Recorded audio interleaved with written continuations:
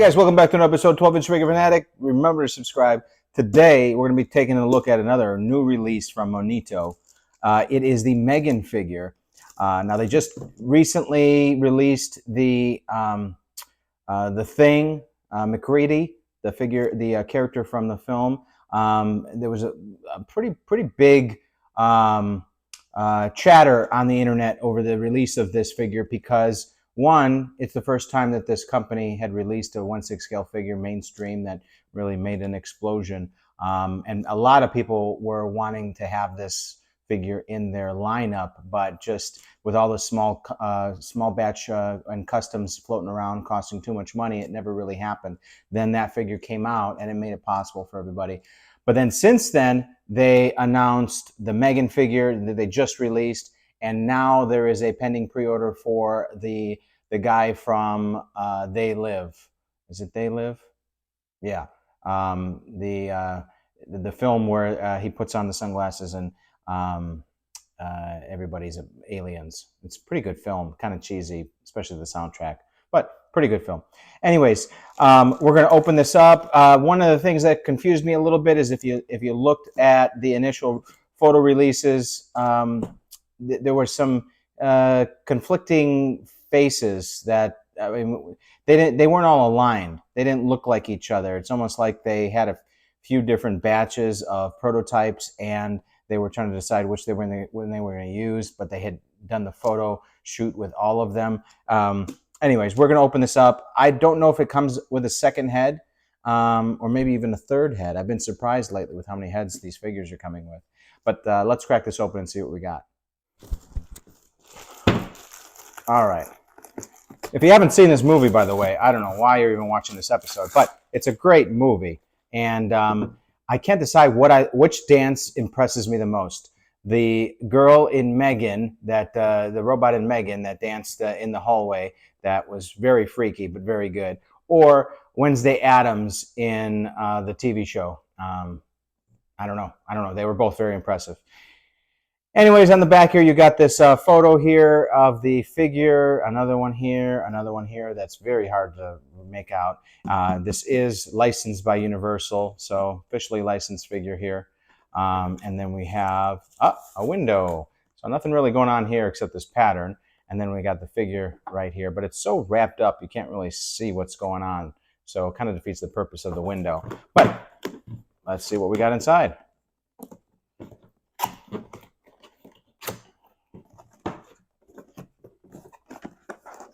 All right. Interesting. Look. They lined the inside with a bunch of sparkle stuff. That's interesting.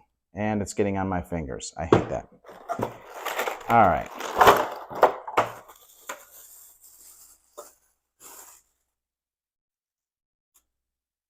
All right. So here she is, and pretty good likeness. The hair's a little off. You'd have to style the hair a little bit because it's not supposed to be that curly and poofy. But yeah, it's interesting. So the body itself is very true to the film, and the legs as well. I appreciate that you can't really see the joints through the stocking unless, of course, you bend it. Then you definitely see what's going on there. Would it have been nice if they had a seamless? Of course, but what would that do to the price? Especially considering I haven't seen a youth seamless body out on the market yet. So they would probably have had to have that done on their own, and that, who knows how much that would have cost. So, but if you move the stocking around a little bit, you can't really tell. The ankle does have full rotation, and the foot attaches at the ankle, and the shoes, there we go. They are separate from the foot. They're not a single sculpt, which I appreciate. And they're nicely done. Slightly weathered. Got a little slightly wooded pattern on the bottom there. Yeah. The eyes probably could have been done a little bit better. There's no lines in the blue part of the eye, right? They're just kind of beady looking. But pretty nice figure. Yeah. Yeah. No complaints. And it does have another head. Oh my goodness, this is scary. So this is the head that I guess it's damaged.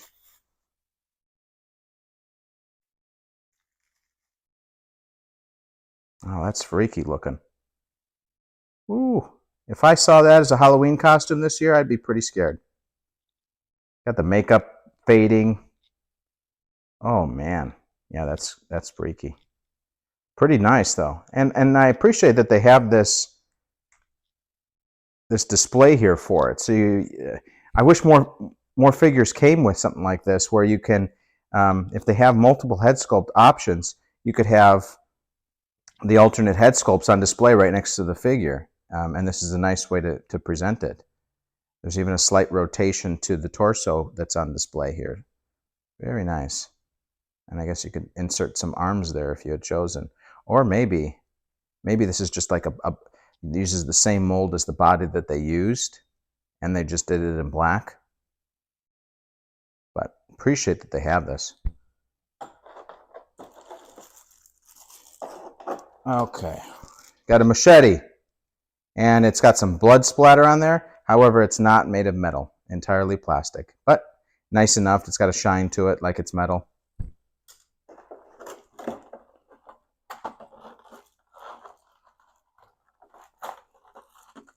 You got several hands here. And then, what is that? Looks like a pen. I don't know. I saw the movie in the theater just once. So maybe she stabbed somebody with a pen. And then you've got this very plain base. So this would be a few points off right here. Just a plain base. Considering that they got this officially licensed, they should have taken the extra step of having the logo on the base. That would have been appropriate.